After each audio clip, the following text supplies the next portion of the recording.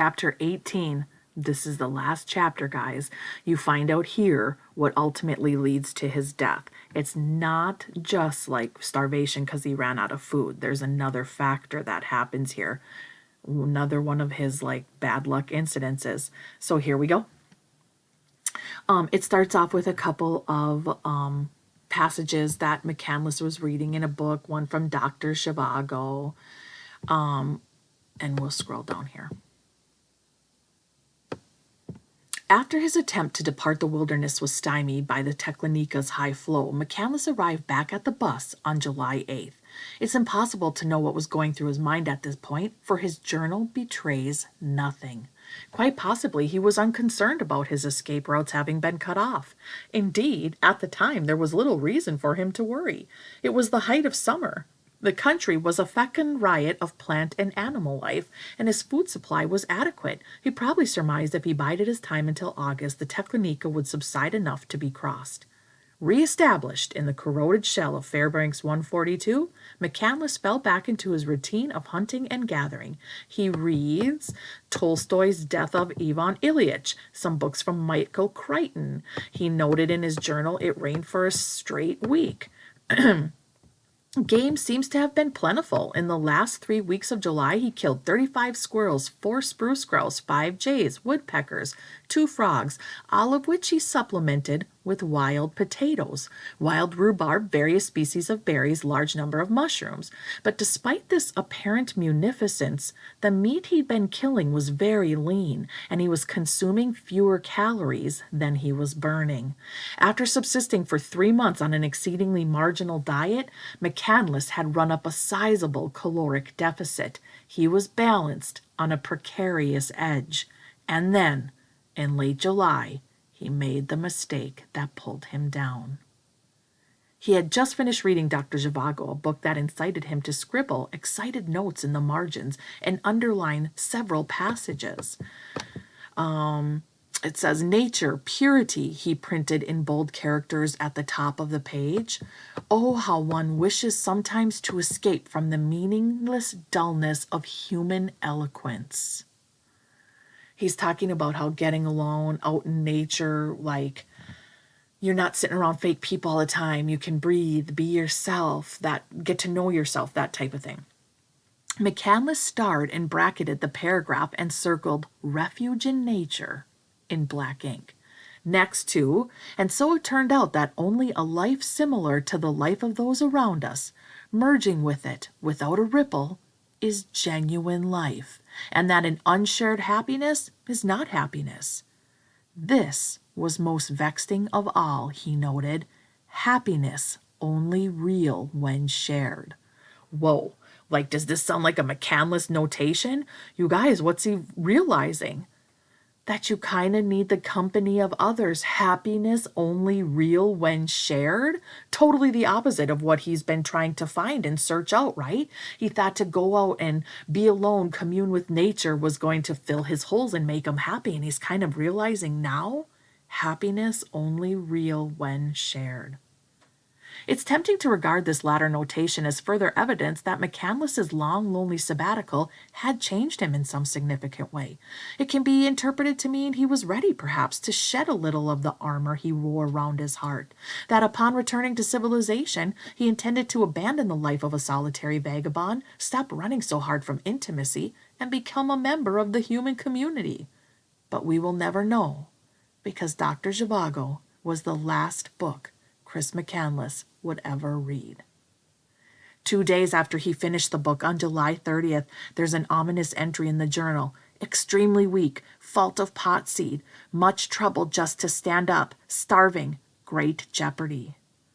Before this note, there's nothing in the journal to suggest McCandless was in dire circumstances. He was hungry, and his meager diet had pared his body down to a feral scrawn of gristle and bone, but he seemed to be in reasonably good health. Then, after July 30th, his physical condition suddenly went to hell. By August 19th, he was dead. In like 2 to 3 weeks, you guys, he goes from, yes, being, overly like caloric deficit, thin, that type of thing, but still healthy, to dead in 3 weeks. There has been a great deal of conjecture about what caused such a precipitous decline. In the days following the identification of McCandless's remains, Wayne Westerberg vaguely recalled that Chris might have purchased some seeds in South Dakota before heading north, including perhaps potato seeds, with which he intended to plant a vegetable garden after getting established in the bush. According to one theory, McCandless never got around to planting the garden. I saw no evidence of a garden in the vicinity of a bus, and by late July had grown hungry enough to eat the seeds, which poisoned him. Potato seeds are in fact mildly toxic after they've begun to sprout.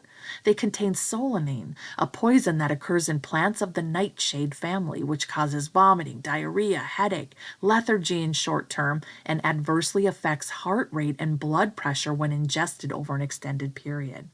This theory has a serious flaw, however. In order for McCandless to have been incapacitated by potato seeds, he would have had to eat many, many pounds of them. And given the light weight of his pack when Gallion dropped him off, it's extremely unlikely he carried more than a few grams of potato seeds, if he carried any at all. But other scenarios involve potato seeds of an entirely different variety, and these scenarios are more plausible. On pages 126 and 127 of Tenaya Plant Lore, this is the book McCandless carried with him, describe a plant that's called wild potato by the Indians who harvested its carrot-like root. The plant, known to botanists as Hydacerum alpinum, grows in gravelly soil throughout the region.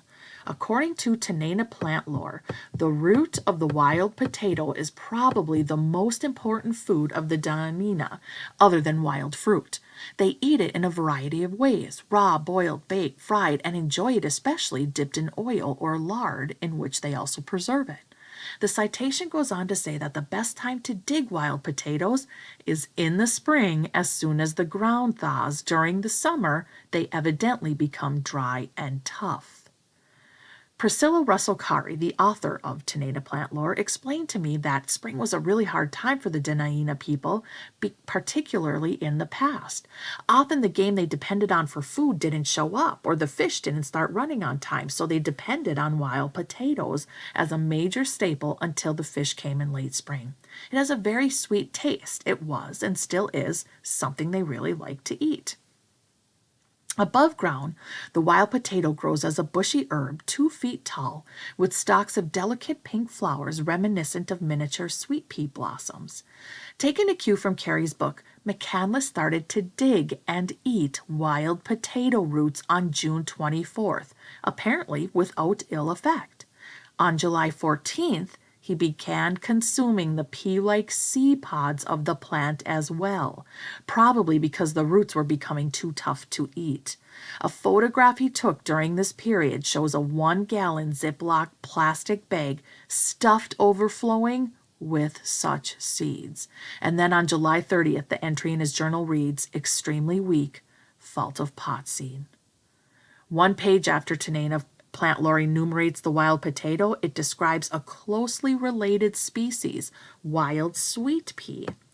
Although a slightly smaller plant, wild sweet pea looks so much like wild potato that even expert botanists sometimes have trouble telling the species apart. So it goes on here for a couple of paragraphs, guys, talking about this wild sweet pea, and it's like, could McCandless have been poisoned by this wild sweet pea because he confused it with the wild potato seed? Okay, down here it goes on to say he did not make that mistake.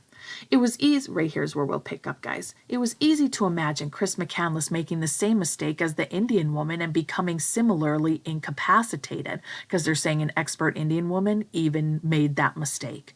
From all the available evidence, there seemed to be little doubt that McCandless, rash and incautious by nature, had committed a careless blunder, confusing one plant for another, and died as a consequence.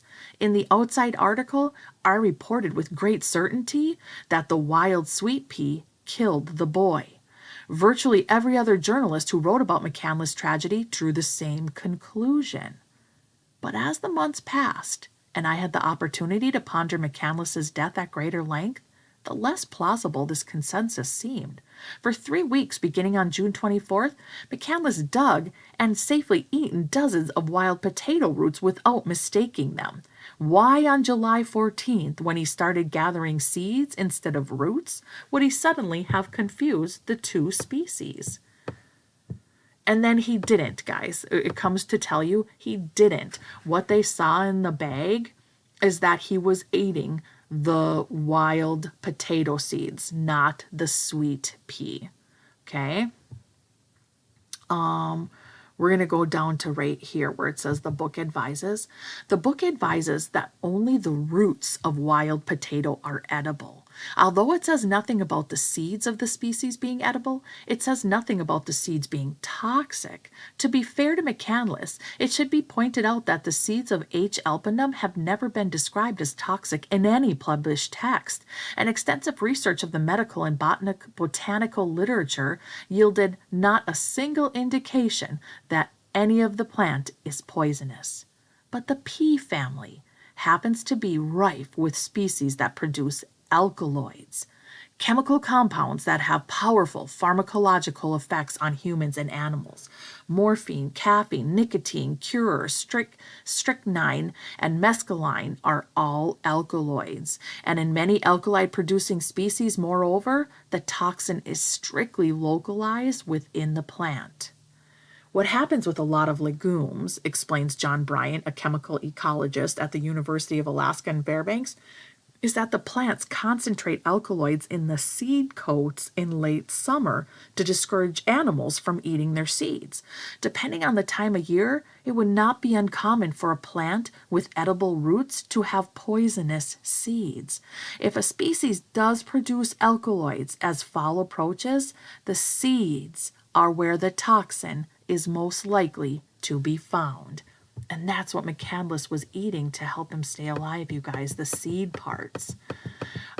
During my visit to the Shoshana River, I collected samples of the wild potato seed growing within a few feet of the bus and sent seed pods from this sample to Tom Clausen, a colleague of Professor Bryant's in the chemistry department at the University of Alaska.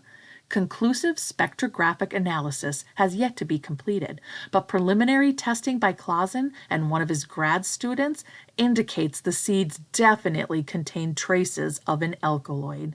There is a strong likelihood, moreover, that the alkaline is swansonine or something like that, a compound known to ranchers and livestock veterinarians as toxic agent in the loco weed. There are some 50 varieties of toxic loco weeds, and it goes on to say that this alkaloid found in these seeds could be very toxic. It kills off animals. They can't keep eating and drinking, becomes difficult. Okay, so we're going to skip down here a little bit to right here. With the discovery by Clausen and Treadwell that wild potato seeds may be repositories of swansonine or some similarly toxic compound, a compelling case can be made for these seeds having caused McCandless's death. If true, it means McCandless wasn't quite as reckless or incompetent as he's made out to be. He didn't carelessly confuse one species for another. The plant that poisoned him was not known to be toxic. Indeed, he'd been safely eating its roots for weeks. In his state of hunger, McCandless simply made the mistake of ingesting its seed pods. A person with a better grasp of botanical principles would probably not have eaten them, but it was an innocent error. It was, however, sufficient to do him in. All right, guys, now there's the second half that talks more. It's just not this toxicity from these seeds that kills him. It's that in combination with his other situations. So we're going to pick up part 2 and wrap it up in the next video.